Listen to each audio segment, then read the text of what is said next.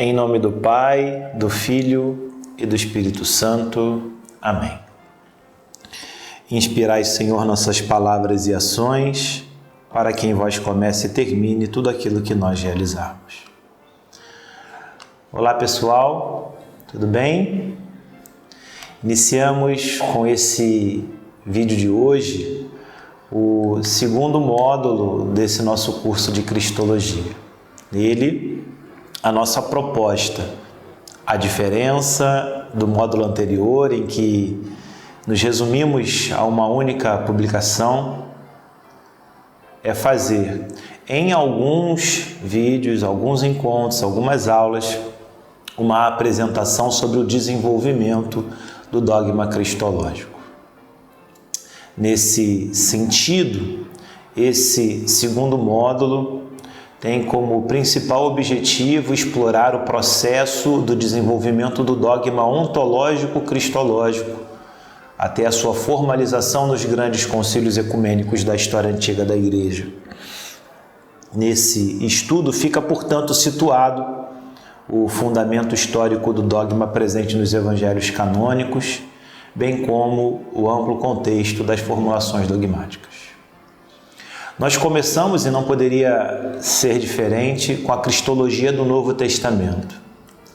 Nesse sentido, nós vamos olhar um pouco para os evangelhos sinóticos, vamos olhar para as figuras e imagens cristológicas na obra joanina, especialmente no Evangelho.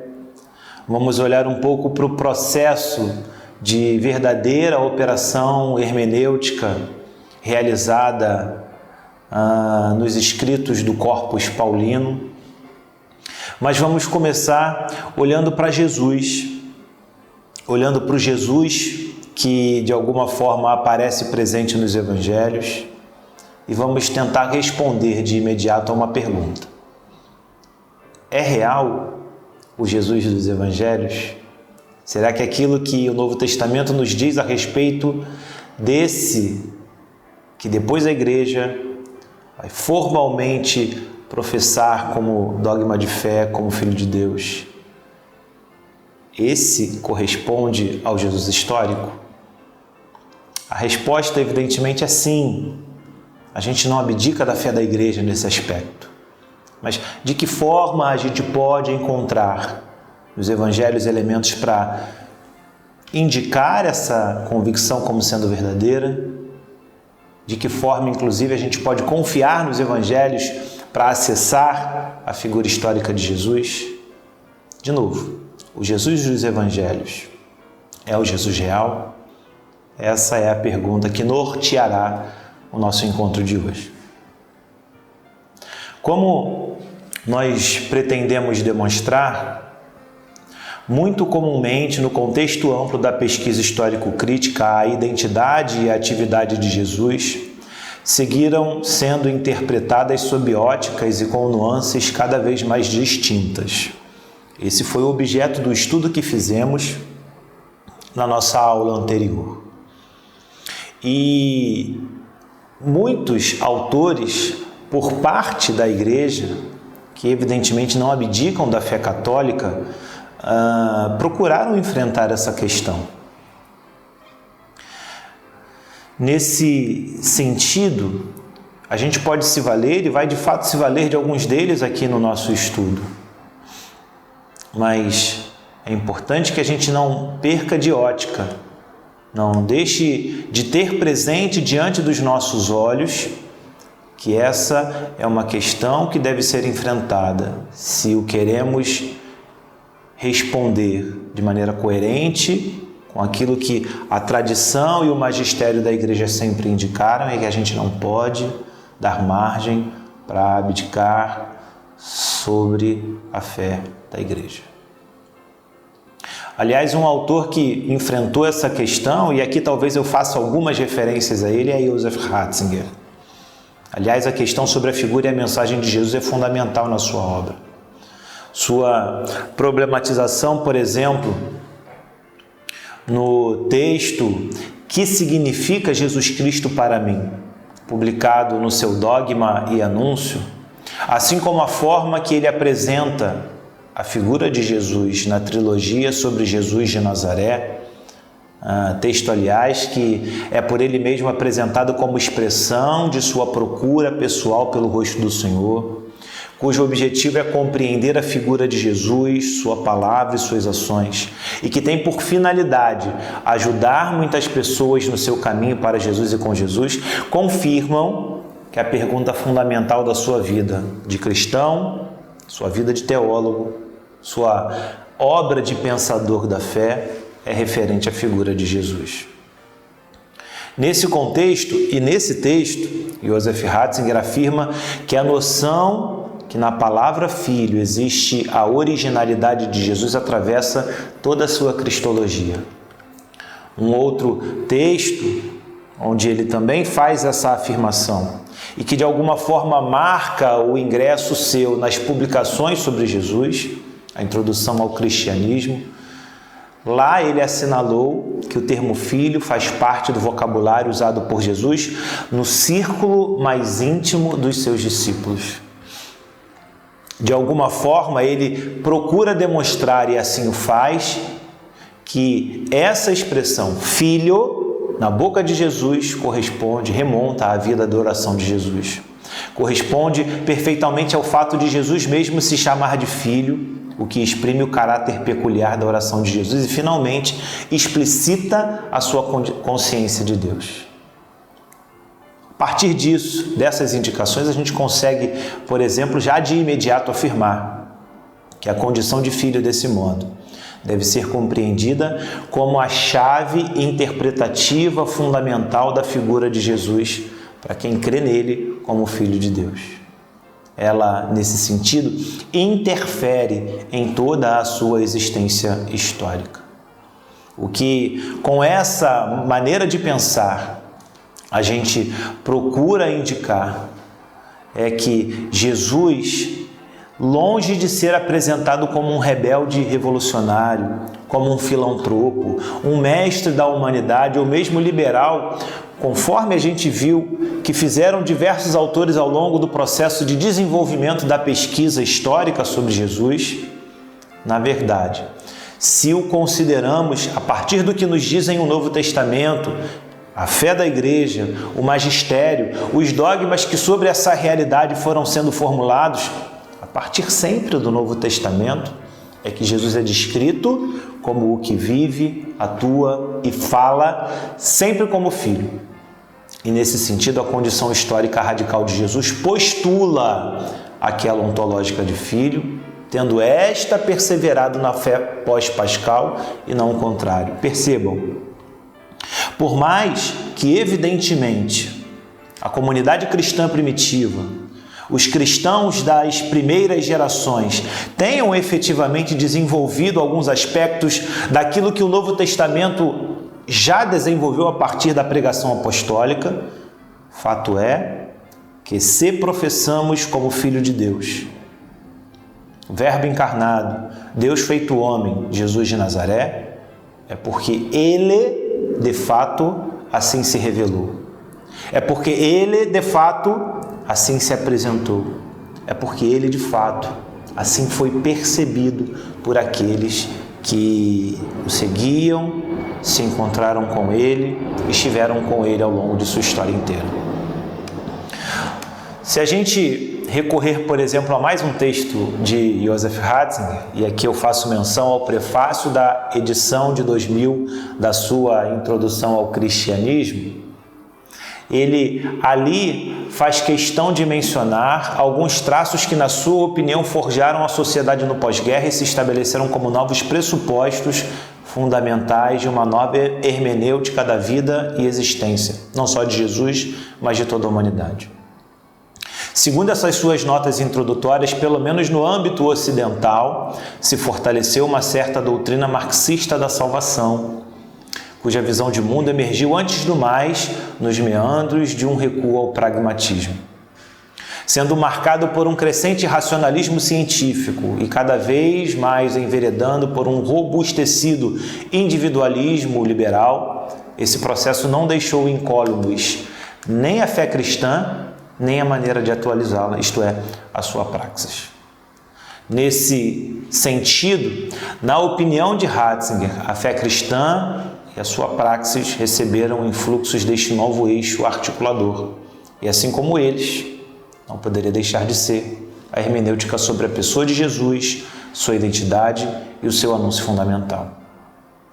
Nesse cenário, ainda conforme ele indica, o cristianismo voltou a se mostrar à opinião pública mundial como uma mensagem que marcou a época, entre tantas outras, e nada além disso.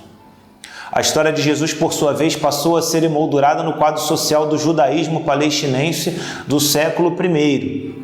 E ele próprio, Jesus, passou a ser incluído no elenco dos grandes mestres da humanidade. Seu anúncio passa a ser dissociado de sua pessoa e, nesse sentido, torna-se compatível com qualquer proposta, programa ou projeto em que se vislumbrem os valores humanos fundamentais da justiça, da fraternidade e da solidariedade. E, com certo pesar, a gente deve dizer, Ratzinger conclui, que o que ficou foi a figura de Jesus, só que este já não era visto mais como Cristo. E aqui abro aspas para palavras dele. Do homem que é Deus, Cristo é transformado em um ser que teve uma experiência especial com Deus. Ele passa a ser um iluminado que não se distingue fundamentalmente de outros iluminados. Gandhi, Martin Luther King, tantos outros homens de boa vontade que pelo mundo passaram. O problema é que, ao retirar a figura de Jesus dessa dimensão que sempre causou escândalo, separando-a de Deus, ela se torna contraditória. O que resta, então, são apenas fragmentos que nos deixam desnorteados ou que se transformam em pretextos de autoconfirmação. No fundo, ele indica que a figura de Jesus começa a ser descrita em muitos ambientes como alguém que, como um homem qualquer, inserido no seu contexto vital, pertencente às tradições de seu povo, nada mais era do que um homem moralmente evoluído, especial, que trouxe uma mensagem nova, é verdade, mas que no quadro geral, em muita coisa não se difere daquilo que outras tantas mensagens assim apresentaram. Essa operação considera a identidade e a mensagem de Jesus como realidades justapostas. E em tal condição, parece que privilegia a atuação de Jesus, seu anúncio e mensagem, que, entretanto, não aparece necessariamente conectada com o seu ser, com a sua identidade profunda. Assim, o que a gente verifica, e a conclusão que a gente chega, é que há uma reinterpretação total da figura de Cristo, não só em relação ao dogma, mas sobretudo em relação aos evangelhos. Isso é um perigo, porque torna-se então fundamental que a gente se pergunte: quem de fato é Jesus? De que modo a gente pode interpretá-lo? Será que é possível de fato chegar à sua história pessoal? E de que forma a gente pode fazer isso? Acho que para nós é importante, nesse ponto do estudo que estamos fazendo, se propor e procurar responder a estas questões, porque frente a tudo o que a gente tentou demonstrar aqui, depende delas a elucidação sobre o que pretendia Jesus ao fazer a proclamação do reino de Deus, o elemento nuclear de sua mensagem. O que ele queria falando do reino? As canções populares dizem, né? O reinado do povo. Alguns estudiosos dizem, né? Ele queria simplesmente opor o reino de Deus ao império de César. O reino de Deus é, na linha do que queriam os profetas, uma mensagem que não necessariamente exige uma profissão de fé em Jesus Cristo, não necessariamente está ligada com a origem da igreja. Será que de fato é assim? Será que de fato Alfred Loisy tinha razão? Jesus pregou o reino, queria uma coisa, mas o que veio foi a igreja, outra totalmente diferente? Para nós, evidentemente, as coisas não são bem assim. Mas também é importante responder a essas questões, porque de antemão a gente toma como pressuposto fundamental das nossas reflexões o fato de que não haveremos jamais de compreender melhor Jesus e de chegar mais perto dele colocando a sua divindade em parênteses. Não é tirando a identidade divina de Jesus que vamos chegar a melhor compreender quem ele era. Nosso entendimento, na verdade, o caminho até a verdadeira figura de Cristo deve percorrer justamente a via contrária. Quanto à problemática sobre a identidade de Jesus, é importante considerar que constitui um assunto fundamental para nós. Volta e meia nós vamos retomar esses temas. De igual modo, também devemos considerar uma questão de significativa relevância para nós, aquela pergunta pela possibilidade de acesso aos homens e mulheres da época atual à verdade sobre Jesus.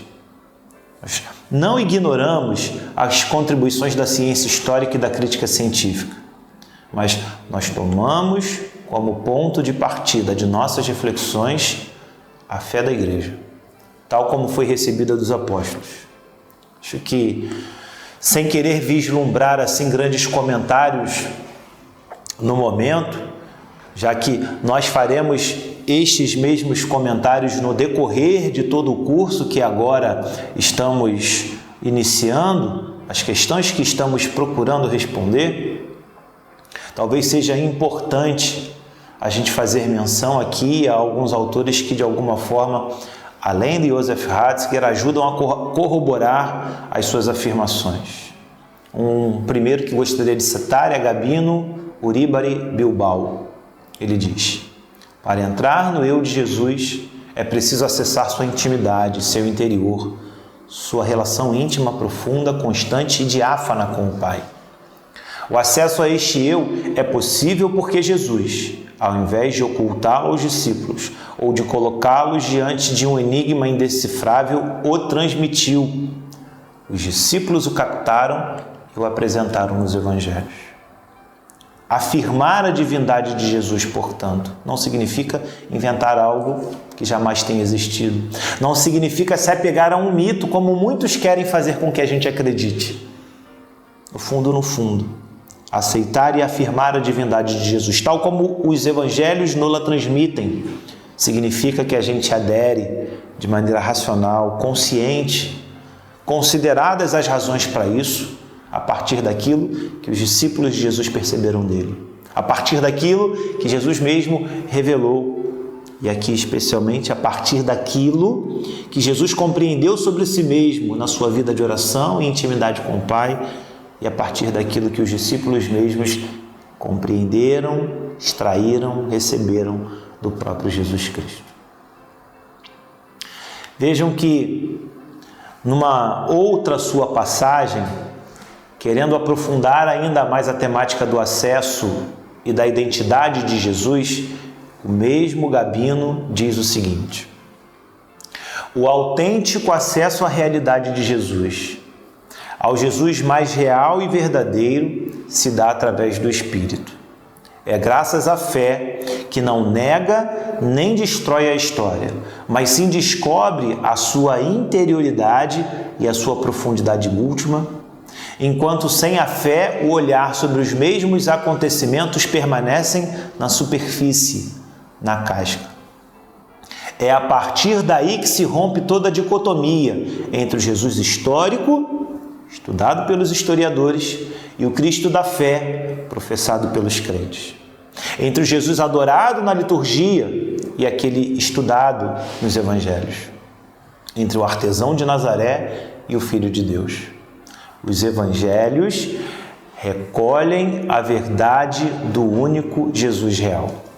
Repito, os evangelhos recolhem a verdade do único Jesus real. Isso nos impede de buscar outras fontes que não sejam aquelas canônicas para procurar elementos que nos ajudem a compreender melhor o que foi a época, como se desenvolveu o processo de reconhecimento da identidade divina de Jesus, a sua inserção e celebração na liturgia. É lógico que não. Mas não deveríamos jamais deixar de considerar a fé da Igreja.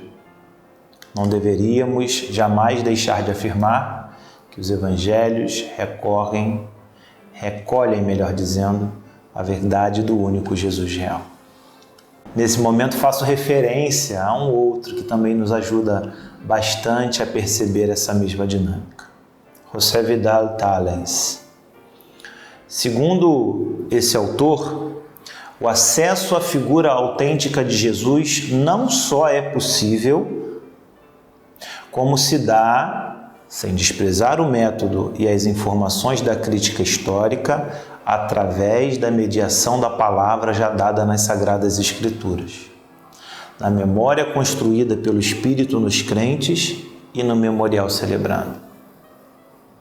Para esse autor, essa forma de pensar recupera uma renovada teologia dos mistérios, que nos torna aptos para ver o mistério de Deus Redentor na história de Jesus. Para ele ainda, é importante que a gente indique isso. Os testemunhos do Novo Testamento permitem ao seu leitor, permitem a nós, contemplar quem de fato se lhes está sendo apresentado. Essa é uma condição, aliás, de modo tão real, uma vez que esses textos tornam possível olhar para Jesus e chegar a ver o Filho de Deus em pessoa, Deus Redentor que visita o seu povo hoje, na medida em que nos fazem ver, crer, esperar que em Jesus Deus mesmo esteve e está nos reconciliando com Ele, que lhe custou recuperar o seu Filho dos braços da cruz.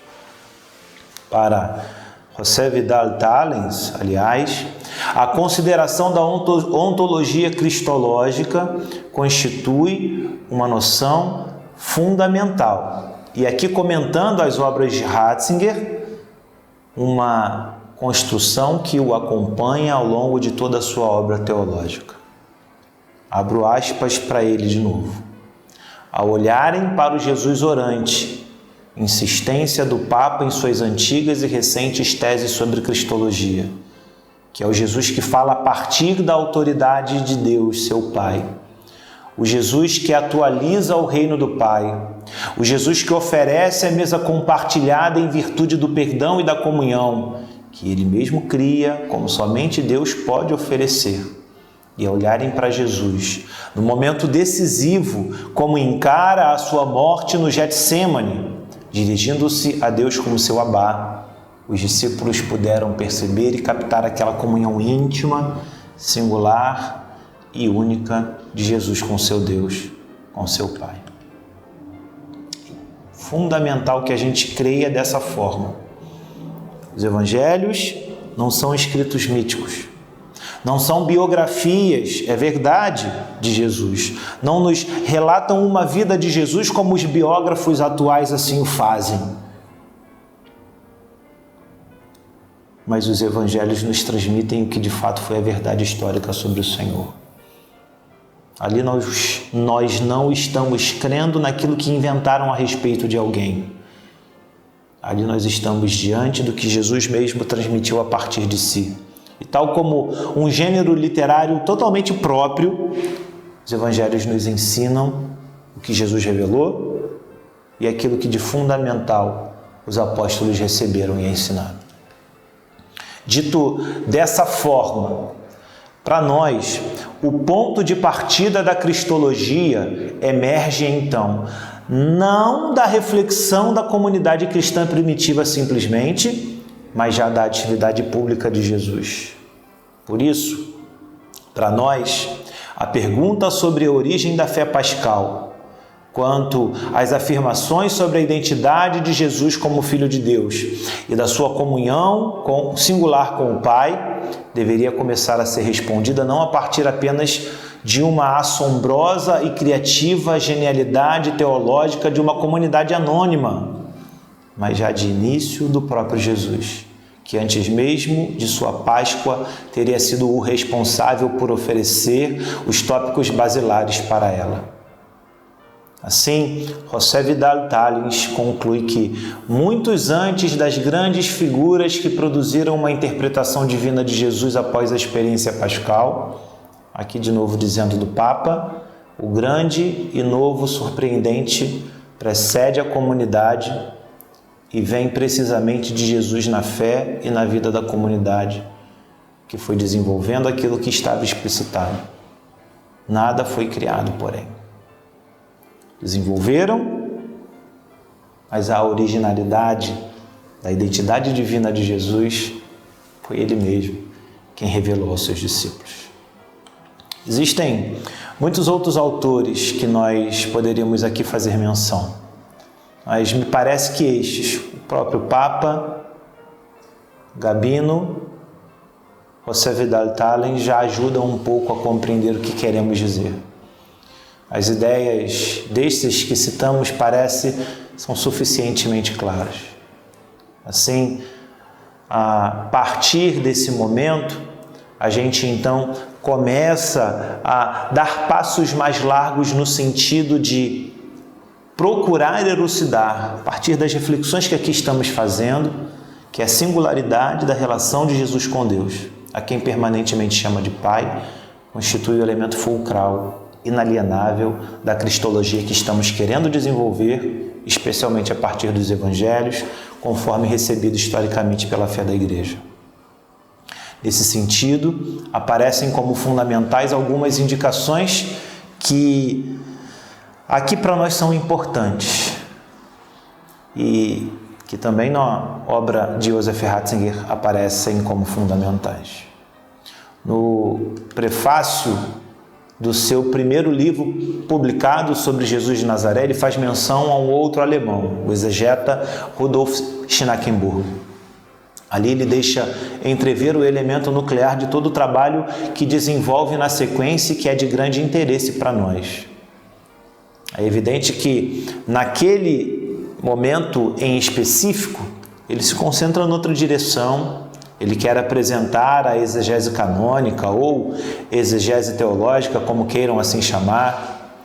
Ele quer descrever o sentido e os limites do método histórico-crítico e fazer a apresentação do lugar em que, segundo ele, a fé da Igreja deve ocupar no panorama de quem pretende considerar o conteúdo e a unidade de toda a Escritura. Mas ali, nessa menção a Schnackenburg, ele considera que para nós é algo que para nós é algo absolutamente irrenunciável. Ele diz, abro aspas para ele, o ponto decisivo que se oferece também como juízo realmente histórico foi claramente posto em evidência por Schnackenburg. A relação e a ligação com Deus. A pessoa de Jesus permanece obscura, irreal, inexplicável, sem este fundamento em Deus. Palavras de Schnackenburg. E ele prossegue. Este é também o ponto em torno do qual este meu livro é construído.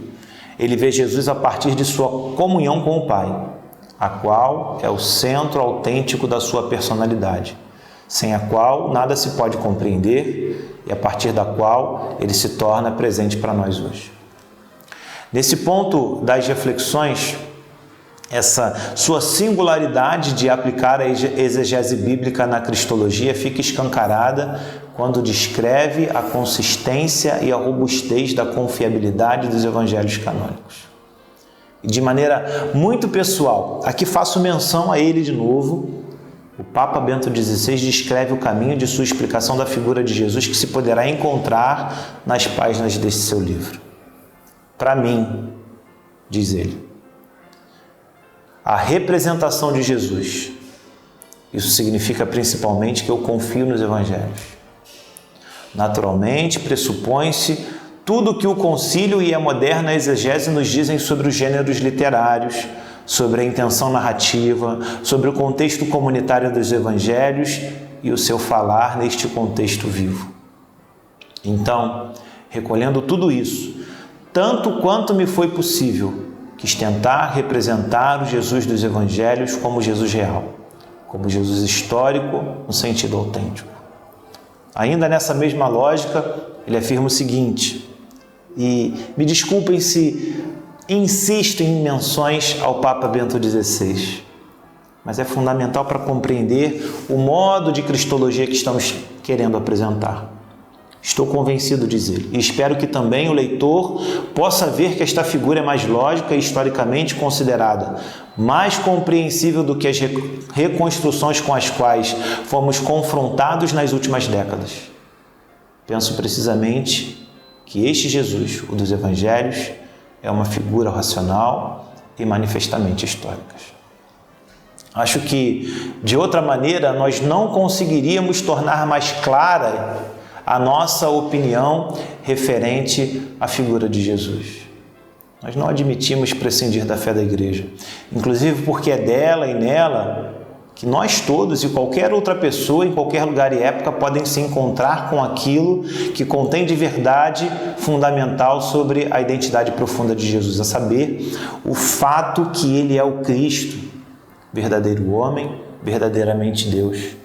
Como, por exemplo, a gente encontra na boca do centurião desde os Evangelhos, desde o evangelista Marcos, no capítulo 15, versículo 39.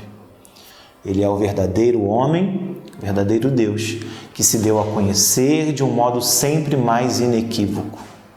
É isso que testemunha os Evangelhos. É assim que Jesus aparece em todo o Novo Testamento.